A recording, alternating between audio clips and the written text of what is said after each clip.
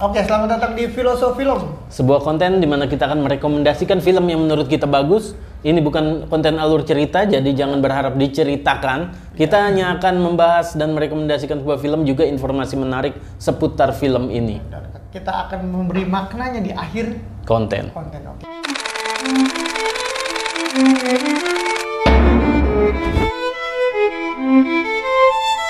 Sekarang film yang kita bahas film apa, Bang?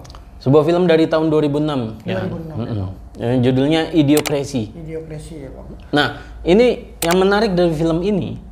Ini sebenarnya secara production gue kurang suka ya, Iya, nggak bagus gitu. Apa kayak film murahan sebenarnya. Penghargaannya juga nggak ada. Penghargaan juga nggak ada. Cuma yang menariknya dari film ini premis dan jalan ceritanya bagus banget. Iya. Nah, film ini disutradarai oleh Mike Judge. Mike Judge itu buat kalian yang sering ngikutin ini animasi komedi yang judulnya Beavis and Butthead. Nah, itu populer banget di Amerika. Jadi director ini yang menyutradarai itu dari tahun 1993 sampai 2011. Jadi cukup lama tuh. Film ini dibintangi oleh Luke Wilson Sebagai Joe Bevers ya. dan ada Maya Rudolph. Kayak film ini sih emang ratingnya tuh masih kurang ya, Bang ya. Filmnya tuh dari rating IMDb itu 6,5/10. Iya. Dari Rotten Tomatoes juga 71. Terus di Metascore-nya 66/100. Ya, ada di menengah lah ya. Iya, menengah lah. Menengah secara rating. Cuma itu tadi yang gue suka dari film ini premis dan jalan ceritanya nih. Iya, sangat emang nyawanya di ceritanya sih. Iya. Jadi film ini tuh kayak film itu komedi satir ya. Komedi satir. Fiksi ilmiah, Bang, yang Fiksi menceritakan ilmiah. tentang si Joe Bevers. Dimana ada proyek rahasia pemerintah ceritanya. Proyek rahasia pemerintah dari army ya, dari angkatan bersenjatanya. Nah, mau mencari orang yang IQ-nya tuh rata-rata. Iya, biasa aja gitu. Nah, dari semua personil yang ada di militer, yang IQ-nya di tengah, bener-bener di tengah rata-ratanya ini si Luke Wilson ini, Joe Bauer ini. Iya. Dia kan penjaga perpustakaan ya, Bang ya. Iya. Nah, akhirnya dia orang yang cocok nih untuk buat eksperimen ini. Eksperimen tidur. Berbeku selama setahun ya. Bersama salah satu ini ya, Bang. Sama salah satu orang lagi. Jadi yang dijadikan eksperimen tuh satu cowok, satu cewek. Nah, ceweknya diambil random. Iya. Seorang PSK. Seorang PSK. Iya. Tapi ternyata proyek ini tidak sesuai rencana karena tiba-tiba ada masalah. Dan mereka bangun di beberapa ratus tahun kemudian. Kurang lebih 500 tahun ya, Bang ya. 500 tahun kemudian. Nah, film ini menceritakan bagaimana orang dari masa kini terbangun di masa depan dan bagaimana keadaan dunia di masa depan. Berubah ya, Bang. Yang sangat berubah di situ. Nah, ada beberapa informasi menarik ya soal film ini. Salah satunya juga ini sutradaranya Mike Judge ini ngisi sebagai cameo, ngisi beberapa suara di film ini. Jadi announcer ada ini. Ada kayak di rumah sakit mungkin. Ya, beberapa announcer suara di film ini itu diisi oleh sutradaranya. Dan yang menariknya si direkturnya ini mendapatkan ide awal dari film ini. Ini kejadiannya cukup lucu nih, cukup menarik. Jadi dia sama keluarganya lagi pergi ke Disneyland. Lagi pergi ke Disneyland, di sana dia lihat ada dua ibu-ibu, masing-masing bawa stroller sama anaknya, ada di stroller kereta dorong. Anaknya masih balita. Nah, dua ibu-ibu ini berantem di situ. Berdebat, bertikai lah gitu di situ.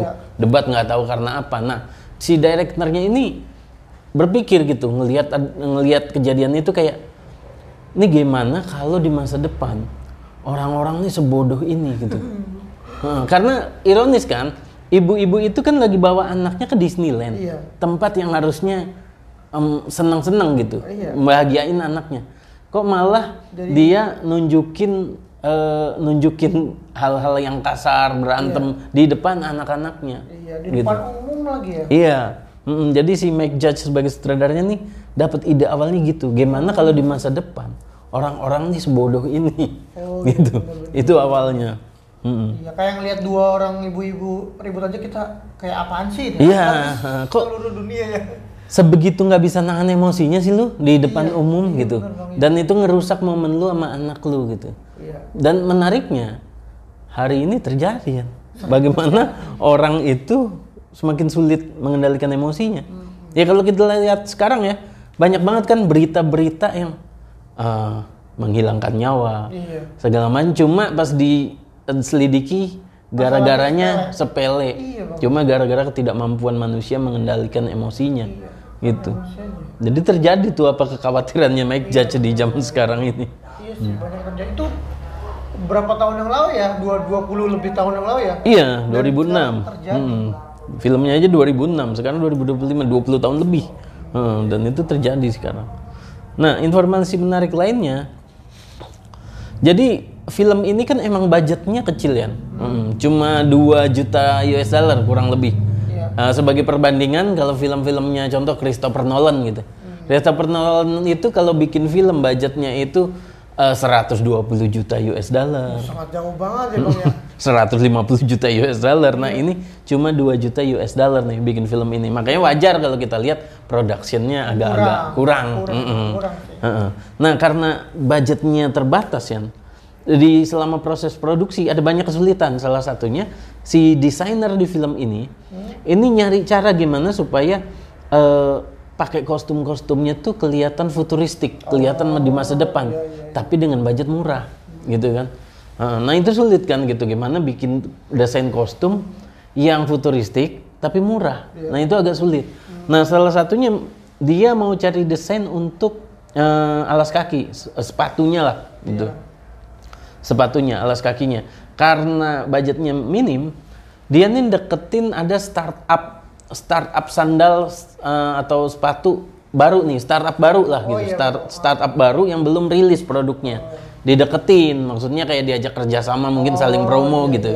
Gue pinjem produk lu, lalu dapat promo dari film gua gitu. Nah, pas dipakai seperti yang kita lihat di film tuh, yang di masa depannya tuh sepatunya kayak agak kegedean semua. Nah di situ sempet tuh bercanda antara si desainernya sama sutradaranya. Dia bilang, ini gimana ya kalau film ini sukses dan sendal ini jadi tren gitu. Kata desainernya, nggak mungkin. Ini jelek gitu. Jadi dia nggak sengaja, secara nggak langsung dia menghina startup itu kan. Kayak ini nggak bakal laku gitu, nggak bakal populer gitu. Lu tahu startup itu apa? Crocs.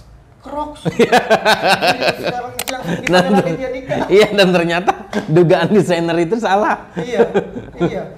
Salah, ternyata beneran populer. Jadi film ini kan di 2006. Crocs itu 2006 belum rilis produknya. Cuma sekarang udah tenar banget ya. Sekarang populer banget. Dan Soleh-Solihin mah aneh kata pakai sepatu. Nah itu pikiran si desainer waktu awal itu ngeliatin, ini nggak akan populer gitu. Nah ini menarik banget, berarti Idiocrazy juga lagi-lagi semacam meramalkan masa depan juga. Padahal dia juga bilangnya bukan meramal sih katanya ya. Iya, bukan meramal. Berkarya aja. Dan katanya film ini juga disabotase sama studionya sendiri ya Bang, karena banyak produk-produk yang kayak dijelekkan di film itu. Kayak Starbucks. Karena memang Walmart itu. Film ini kan komedi satir. Tentu secara nggak langsung ada banyak pihak yang merasa tersindir, merasa dipojokkan gitu ya, direndahkan. Itu. Makanya perilisan filmnya itu secara diam-diam, nggak ada trailernya. Jadi promonya kurang lah ya. Promonya kurang, emang sangat-sangat sayang banget ya. Sayang banget untuk film sekeren ini. Tapi dari pihak Fox Studionya itu kayak jangan lah, karena ini soalnya bahaya. Ya, karena juga kalau bagi pebisnisnya kan dia nggak mau lah konflik sama beberapa brand-brand yang takutnya kedepannya akan mempersulit betul, bisnis mereka. Oke, sekarang adegan favoritnya di film ini apa nih Bang? Sebenarnya kalau bisa dibilang bukan adegan favorit tapi berkesan. Adegan yang gue lucu banget tuh. Ada. Jadi ada adegan di mana si Joe ini, karakter utama di film ini sedang ada di masa depan dan dia haus. Dia mau cari minum. Mau cari minum. Tapi di masa depan ternyata begitu sulit orang menemukan air mineral. Iya. Karena di sana adanya soda. Jadi ada beberapa dispenser gitu ya isinya soda gitu. Bahkan di pemerintahan juga minumnya soda semua. Iya, benar. Gitu. Nah, adegan itu tuh buat gue tuh serem sebenarnya, menakutkan. Gimana jika di masa depan masyarakat tuh udah nggak lagi peduli kesehatan atau bahkan nggak punya pengetahuan soal kesehatan karena generasi yang punya ilmunya mungkin generasinya udah putus gitu, udah dihuni dunia sama generasi-generasi yang bodoh dan nggak peduli lagi sama kesehatan. Nah itu betapa hancurnya, itu baru dari satu sisi ya, dari air minum gitu. Bahkan ada adegan juga di situ yang mereka mau nanam sesuatu nggak tahu cara nyiramnya. Nyiramnya pakai air soda gitu. Iya, nggak tahu pakai. Ya pasti nggak akan tumbuh gitu. Iya, nggak pakai suhu ya, paling sendawa doang tuh. Nah kalau lu sendiri adegan mana yang berkesan buat lu? Oh iya, adegan favorit gue itu pas si Joe Bever ini diangkat menjadi pemimpin. Jadi Perdana Menteri. Perdana Menteri. Cuma gara-gara dia tuh orang apa ya? Sebenarnya dia di kehidupan sebelumnya kan orang yang biasa-biasa aja. Tapi ketika dia hidup di masa depan, di mana orang-orang sudah pada bodoh semua, dia tuh menjadi orang yang paling pintar dan semua kagum sama dia. Iya, padahal pengetahuannya namanya pengetahuan dasar aja gitu. Pengetahuan dasar jadi. Tapi di masa depan dia paling pintar, paling cerdas. Banget, makanya dia langsung diangkat jadi Perdana Menteri atau apa gitu. Itu keren banget sih. Kayak lucu banget sih ya. Ternyata orang-orang sebodoh itu sama orang jadi sindiran satir banget gitu ya. Bagaimana orang yang zaman sekarang ini mediocre tapi di masa depan mungkin saja akan jadi orang yang paling pintar karena di masa depan banyak orang yang udah makin bodoh. Iya, makin bodoh. Entah karena tontonan ya. Tontonan atau ya itu perubahan-perubahan zaman di mana semua menjadi semakin mudah dan itu malah melemahkan manusia. Iya, jadi nggak mau belajar ya. Iya, nggak mau belajar karena semua sudah mudah. Iya betul. Makna film apa yang bisa diambil dari film ini? Ya tentu ini ya premis utamanya menurut gua. Premis utama film ini kan bagaimana jika di masa depan itu manusia tuh jadi bodoh. Justru gara-gara perkembangan zaman ya. Ironisnya gitu. Ironisnya kita kira semakin zaman atau teknologi berkembang, kita akan semakin bagus gitu. Iya. Itu dugaan kita. Tapi ternyata kalau perkembangan teknologi itu semakin pesat, itu secara nggak langsung akan melemahkan manusia. Iya. Contoh gini deh, kayak ChatGPT, lu nyari apa aja ada di situ gitu kan. Lu butuh informasi apa aja ada. Tapi justru karena kita tahu itu bisa kita cari dengan gampang, justru malah banyak orang nggak pernah cari tahu, karena ntar aja kalau butuh, gitu. Dan akhirnya jadi malas belajar, karena semua mudah. Untuk apa gue belajar kalau nanti pas kapan gue butuh ya gue tinggal cari aja, gitu. Bener banget. Nggak perlu jadi. Tadi gue malah kepikiran, gue kan suka menggunakan ChatGPT ya, terus gue mikir, gara-gara sinyalnya lemot, susah banget. Terus gue mikir, nanti kalau nggak ada ChatGPT gimana ya? Kayak gitu bang. Iya, kita mulai udah ketergantungan gitu kan. Gimana ya? Biasa menyelesaikan pakai gini gitu. Makanya yang menariknya dari film ini adalah dia dibuat di 2006. Tapi apa yang diproyeksikan di film itu beberapa hal tuh bener-bener terjadi seperti yang sudah terjadi sekarang gitu. Contohnya kayak di film itu semua orang cuma nonton hiburan.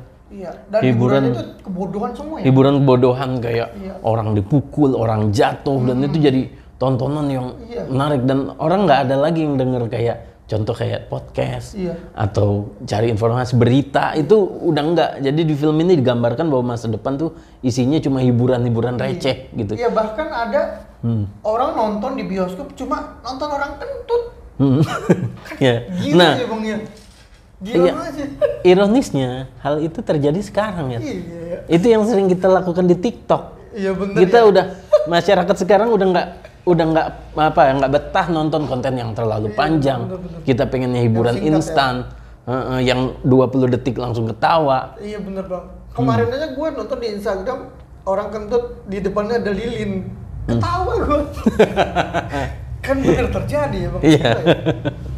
Bener-bener terjadi. Iya bener. Dan banyak juga sih sindiran politiknya di situ bang. Iya. Kayak misalnya ternyata politik tuh cuma jadi panggung hiburan doang. Iya di situ sindirannya Ya kan bahwa presidennya itu di situ perannya itu sebagai mantan ini ya, mantan pemain pegulat profesional gitu, WWE lah semacam itu. Dia jadi presiden cuma gara-gara dia bisa menghibur orang segala macam. Ya, nah itu juga agak terjadi ya di negara itu sebelah ya, di mana capresnya itu menghibur. Terus bisa dipetik pada saat itu ya.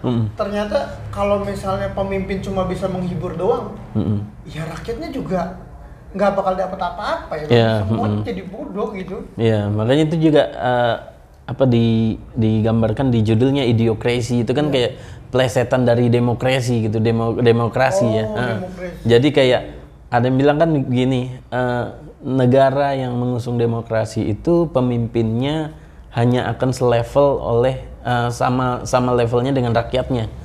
Jadi seberapa tingkat kecerdasan rakyatnya, begitu juga lah gambaran pemimpinnya. Itu. Dan film ini juga ngasih sindiran soal itu. Iya sih, banyak yang disindir dari film ini sih, banyak banget ya. Oke bang, menurut lo berapa ratingnya buat film ini nih bang? Walaupun itu lagi ya, tadi productionnya kurang bagus, penggarapannya juga kurang bagus, tapi premisnya ini menurut gua layak untuk dapat nilai 8. Buat gua 8 sih. Betul. Kalau gua 7,5 sih, untuk ceritanya bagus banget, soalnya idenya tuh di luar nalar ya. Iya, jadi yang bagusnya dari film ini mungkin kalau kalian nonton, kalian akan amazed, kaget sama kok film 2006 udah bisa menggambarkan masa-masa sekarang. Iya, itu. Bang, banyak yang terjadi di sini di film itu ya bang ya. Iya. Mungkin tapi emang lebih hyperbola aja sih. Iya, dihiperbolakan, tapi beberapa poinnya benar-benar terjadi gitu. Betul, bang. Oke, kayaknya gitu aja Yan. Kita akan ketemu di episode selanjutnya dengan film-film yang berbeda, yang tentunya film-filmnya yang bagus-bagus. Ada maknanya ya bang. Iya. Ada poin yang bisa dipetik ya bang ya. Iya, dan kalau kalian mau ada film yang mau kita bahas, kalian bisa tulis di kolom komentar. Oke, sampai ketemu di episode selanjutnya. Jangan lupa di like, komen, dan subscribe-nya. Bye.